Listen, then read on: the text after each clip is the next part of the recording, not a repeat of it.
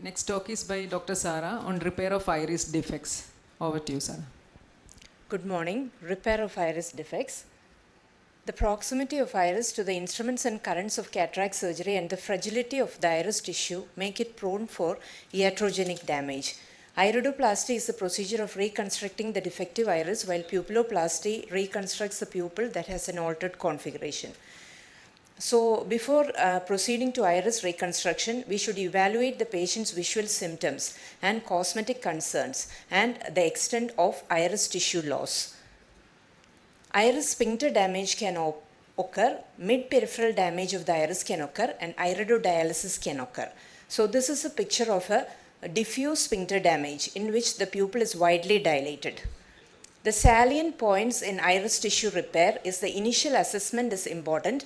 We have to use, before suturing, intraoperatively, we have to use the microsurgical forceps to approximate the tissue to determine how the iris behaves, whether the iris is elastic, whether it is scarred, and keep the AC always formed intraoperatively with OVD or if needed with an AC maintainer. It is important to release adhesions of the iris and peripheral anterior synechiae, if any, to mobilize the iris and oppose the flaps of the iris without excessive crowding or tissue loss. And the preferred suture is the non-absorbable one, that is the 10-0 or the 9-0 polypropylene. We will consider first the iris sphincter damage. Always suture the functioning iris sphincter to the functioning iris sphincter. So we have to map out where the iris is functioning. The iris sphincter is functioning. So in slit lamp, by increasing and decreasing the light, we can know which part of the iris sphincter is deficient. And intracameral acetylcholine can be used intraoperatively to see which part of the iris sphincter is constricting and is functioning. Normal orientation of the iris is radial except for the central area. So, if the central sphincter is lost, the adjacent radial orientation of the adjacent area of the iris is disrupted. Here we can see that the radial orientation is disrupted. So, McCannell was the first, in 1976, first described the iris suturing. But this procedure had little disadvantage in that the iris had to be pulled out of the paracentesis. So the iris was pulled out, the knot was tied outside, and the iris and the knot were reposited inside. So it caused lot of traction on the iris, and it could be used only for peripheral iris defects. So modified McCannell technique came. Here the suture is, the knot is tied externally and the iris is not pulled out, it is staying there itself, and the knot is tied externally, and using end opening forceps, the knot is brought inside, and also the iris tissue is approximated intraocularly. So this is a better technique. The CSOS sliding knot technique was a revolution in the case of iris suturing. Here, a sliding knot is passed into the iris, into the eye through a paracentesis. So, here the knots are created externally and no intraocular instruments are used to tighten the throws. So, this has reduced the intraoperative complication. So, we will see a model of the CSOS sliding knot technique. Here, the CSOS configuration is arranged. This is very important. So, the top suture is the one that passes through the distal paracentesis. The middle suture is the one that passes through the distal iris, and the bottom suture is the one that passes through the proximal iris. So, this is a CSOS configuration. We have to understand the CSOS configuration to do all the types of CSOS sliding knot techniques. So, this is a single pass 4-throw pupilloplasty being done. So, a 10-0 polypropylene suture is introduced through the paracentesis, and micro forceps is used to grasp the iris and pass the tensero proline suture.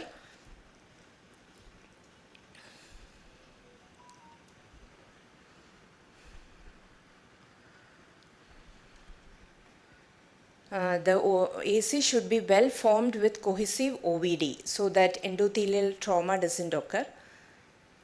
And then the microforceps is used to grasp the distal iris, distal end of the iris, and a 26 gauge needle is introduced through the distal paracentesis, and the railroading technique is used to bring out the tensero suture. So the suture passes through the both ends of the iris. Then a loop of iris is a loop of the suture is brought out, and 4 throws are made through the loop, and both ends are tightened. So 4 throws are actually made, and both ends are tightened, and the suture ends are cut with an intraocular scissors. So this technique was described by Dr. Amar Agarwal and Dr. Priya Narang.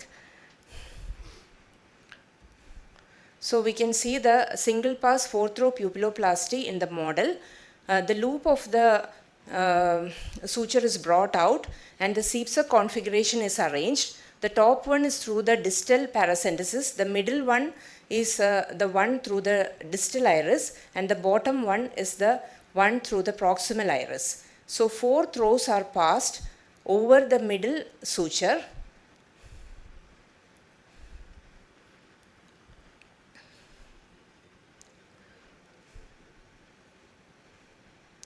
This has the advantage that only one pass is needed. In the first CPSA model which I showed, it was a 2-1-1 variant. So here only there is a single pass and 4 throws, and the 2 ends are tightened.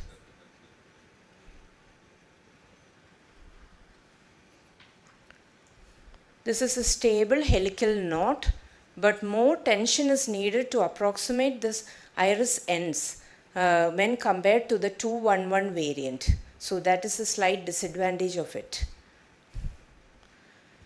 This is the iris cerclage technique.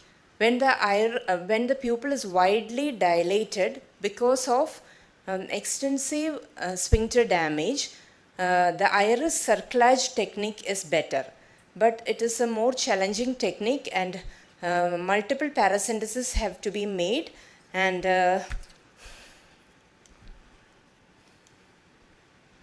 the suture passes through the first paracentesis, and a running stitch is passed through the edge of the pupil, and when passing the sutures becomes difficult, the suture comes out through the next paracentesis, and a better ergonomic position is attained, and then the next running suture is placed. Likewise, 360 degree, the running suture is placed, and the 2 ends are tied. This is iris cerclage technique. When mid-peripheral damage occurs, if the area of iris loss is less than 2 clock hours, we can approximate the both ends of the iris by the CPSA sliding knot technique or the modified McCannell technique. Now coming to the iridodialysis repair. So 2 main types are there for iridodialysis. The first is the hang-back technique or the non-appositional technique. Here a double-armed tensero proline suture is taken, and it is introduced through the paracentesis, and it passes through the iris root and comes out through the scleral tunnel that has been made 1.5 mm away from the limbus, and the second needle is passed through the paracentesis, and similarly 1 clock hour from where you took the first bite, you have to place the second arm of the tensero proline suture, and it passes through the iris root and through the scleral tunnel, and both the needles are cut and the suture ends are tied to form a mattress suture. So up to 3 clock hours of iridodialysis can be managed with this technique. The advantage of the hang-back technique is that overcrowding will not occur of the angle. We can titrate the pulling of the iris. So this is a video of iridodialysis repair being done. Here, to ease the pass of the 10-0 proline needle, a 26 gauge needle is used to railroad the suture out. So the first needle is out and viscoelastic is injected, and the second arm of the needle is again introduced, and it is again docked.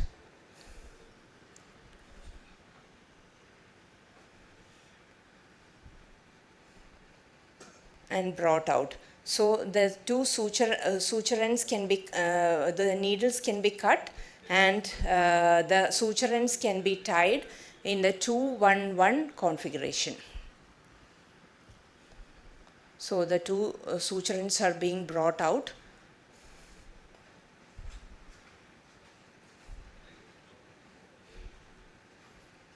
Why we are using a scleral flap is that to prevent late suture erosion. So you can use either a scleral pocket or a Hoffman pocket. The second technique of iridodialysis repair is a sewing machine technique. Here a long 25 gauge needle or a 26 gauge needle is used. The 10-0 proline suture is threaded into the needle, and then multiple passes are made through the iris root and the sclera, 1.5 mm away from the limbus. And so you have lots of loops coming out, and at the end the loops are all cut and the adjacent suture ends are tied to give multiple mattress sutures. That is the sewing machine technique. So to conclude, the fragility, proximity, and at times flaccidity of the iris makes iris trauma an inevitable part of our surgical journey. In the last two decades, there has been many improvements which have resulted in better outcomes in iris reconstruction. Thank you.